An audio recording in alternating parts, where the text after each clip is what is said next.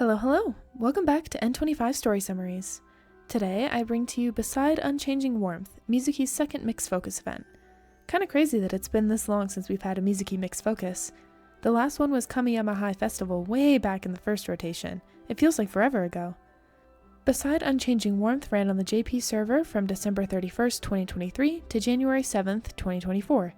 As you can see, the event doubles as the token New Year's event for the game. We'll be seeing characters from Leonide alongside the Night Court members, so without any further ado, let's begin. Mizuki's wrapping up the finishing touches on her most recent music video, while also researching local New Year's sales. There's a lot of options for her to choose from, almost too many. As they're deciding, Mizuki's mom comes into their room and offers some orange slices, and she also brings good news: Mizuki's sister is coming home from New Year's. We also get confirmation that Mizuki's sister lives in France. I'm not sure if that was ever mentioned before, so I'm just covering my bases now. It's been so long since Mizuki's actually seen her sister in person. It seems as though she hasn't visited home in all the time that she's been living in France. There's so much Mizuki wants to tell her. It would be nice if they could go clothes shopping together like they used to. Oh, the New Year's sales! A perfect opportunity has presented itself on a silver platter, and Mizuki isn't one to miss out on anything. That night on Night Court, Mizuki explains everything, and the four of them talk about their respective New Year's plans. Mafuyu sounds a little sad, given the fact that she usually spends the holiday with her family, but Mizuki offers to do something together over the holiday to help with those feelings. Kanade and Enna both agree, and Mafuyu is just along for the ride, as always. Fast forward to the day after New Year's, the mall is packed with people trying to capitalize on those sales. We also get Mizuki's sister's model and voice reveal. Ta-da! A shame this little drawing only got to have one video, but it's whatever. Oh, and I don't know if this will ever be mentioned in the event directly, but Mizuki's sister's name is Yuki. A little funny given what Mafuyu's Night Court alias is, but anyway, I'll be referring to Mizuki's sister as Yuki from now on. While shopping, Mizuki thinks she hears a familiar voice, and it turns out to be Meiko. But not Night Court Meiko, it's the Leonide version alongside Shiho and Saki. Mizuki doesn't actually see Meiko in the other two, but we cut scenes to watch the Leonide girls talk about New Year's traditions and such. There's also a quick flashback of the Leonide Vocaloids learning calligraphy with some minor tutoring from Shiho. The stuff after the flashback isn't particularly noteworthy either, just Saki and Shiho deciding that they want to get gifts for their older siblings. Tsukasa Tenma mention hi! The Akiyama siblings have some good luck and fun time shopping around, just like they used to. Mizuki thinks to herself that she feels so relaxed around their sister, like she can just be herself. When they both get to the diner to rest, Mizuki recalls a memory of when she wore an outfit their sister made to school, which also inadvertently confirms Mizuki's bullies have been making fun of her since elementary school. Good lord, classmates A and B count your days. The memory extends to those aforementioned shopping trips in the past, which directly follows Mizuki's day with her judgmental classmates.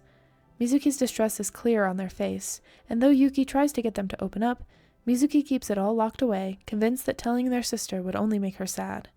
It seems that those nasty habits of hers started from a very early age.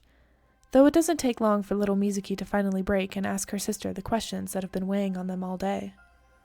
I feel like this is a pretty universal experience to those of us who have been made fun of or bullied when we were younger, asking a loved one if they think we're weird. Of course, Yuki kneels down and reassures Mizuki that she's not weird at all. The words just tumble out of Mizuki and she unloads everything, how she hates being talked about behind her back and knows that giving up what she loves would fix that, but at the same time, she doesn't want to give up what she loves. Of course she doesn't. Yuki makes these cute clothes for them and takes them shopping, and Mizuki doesn't want to lose that. Yuki tells Mizuki that she should always cherish her true feelings and never let them go, never change based on what other people think you should be. The memory fades, and present-day Mizuki is glad that even though she went through some awful stuff between then and now, she's glad she was able to stick to her ideals and not lose sight of her interests. As Mizuki says, let's jump right into the second half of shopping. This is also conveniently the halfway point in the event. Anyway, Mizuki spots Saki from across the mall and runs over to say hi. Apparently they know each other. Don't ask me how, I don't know. Probably some mixed event or something. Mizuki doesn't know who Shiho is though, but quickly connects the dots to Shizuku after hearing Shiho's last name. So yay, everyone's together and Yuki just kinda stands back there and watches the girls yap about presents and sales and lucky bags and the like. Yuki offers to help with Shizuku's gift since Shiho is at a loss for what to get for her, and the group heads off with their resident fashion designer in the lead. Shiho ends up picking a rabbit-shaped brooch as a gift, since Shizuku always said that rabbits are what brings them together. I know there's a card set for the Hinomori siblings called the Moon Rabbit Sisters or something along those lines, so I'm assuming that's what this whole rabbit thing is referencing. And here I thought rabbits were Mafuyu's thing.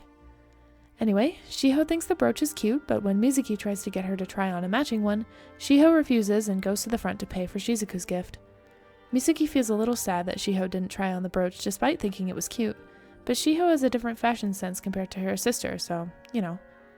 Mizuki's inner thoughts don't get past Yuki, though, who encourages Mizuki to voice her opinions to Shiho. And voice she shall! Honestly, it feels a little bit silly to be explaining all of this, but that's what's happening.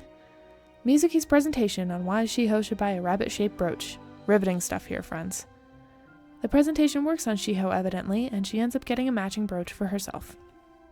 Finally, all of the intense shopping has concluded for the day, and the Akiyama siblings walk home with a massive haul.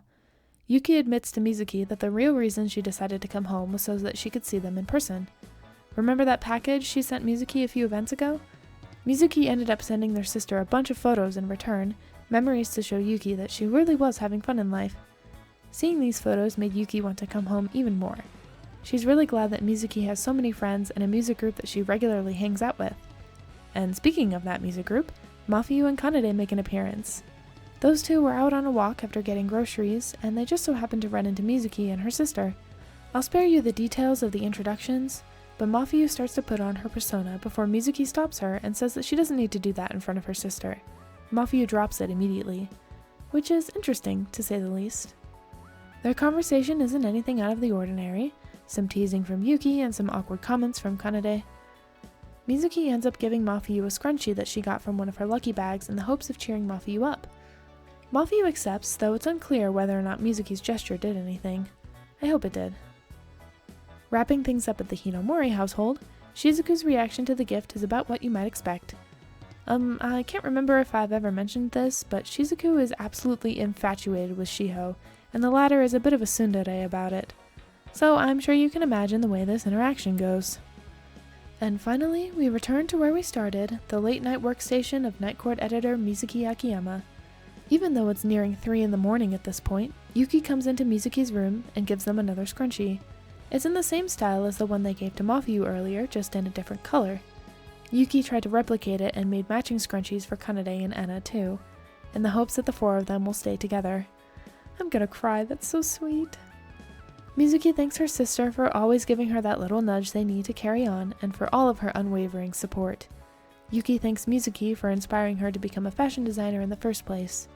It's good feelings all around, and Mizuki thinks of her friends, promising to do her best despite her fears.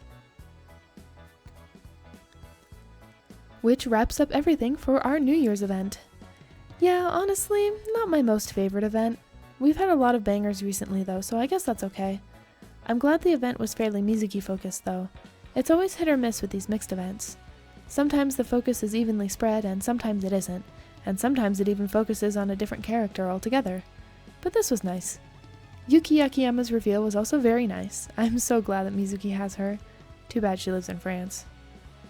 Well, I hope that was enough time for all of the cards to scroll by, so I'll just end the video off here.